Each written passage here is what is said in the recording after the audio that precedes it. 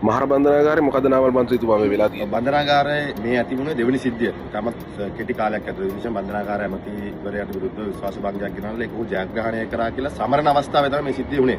පැහැදිලිව මේ රටේ අපේ රටේ බන්ධනාගාර පද්ධතියේ 43000ක් ඉන්නවා සහ අවශ්‍ය මූලික පහසුකම් නැහැ.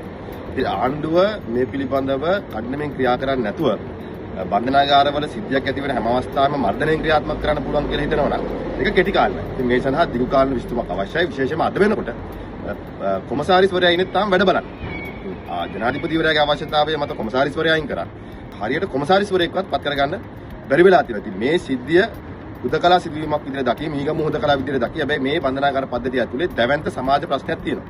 ඉතින් මේ ප්‍රශ්නෙට විසඳුමක් දෙන්න ඕනේ. ඉතින් අද රැඳවියන්ගේ දෙමව්පියෝ නෑදෑයෝ හිතවතුන් තාමත් බයෙන් තමන්ගේ රැඳවියෝ මොන බන්ධනාගාරේ හිටියත් ඔවුන් එළිය ජීවත් වෙනවා. අනිත් පැත්තෙන් බන්ධනාගාර නිලධාරීන්ගේ ජීවිතත් විශාල අවදානමක සැකලා තියෙනවා. ඉතින් අද ආණ්ඩුව මේ ආකාරයට මේක දිගින් දිගටම ක්‍රියාත්මක කරන්න උත්සාහ කරොත් බන්ධනාගාර නිලධාරීන්ගේ බන්ධනාගාරය ඇතුළේ ඉන්න රැඳවියන්ගේ ජීවිත දැඩි අවදානමකටපත් වෙලා තියෙනවා. අපි ආණ්ඩුවෙන් ඉන්නේ දැන්වත් මේ පිළිබඳව අවධානය යොමු කළා.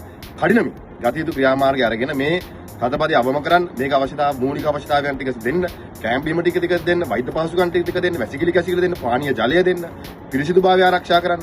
කටයුතු කරේ නැත්නම් මේ විශාල දැවැන්ත සමාජ විවසනයකට යනවා.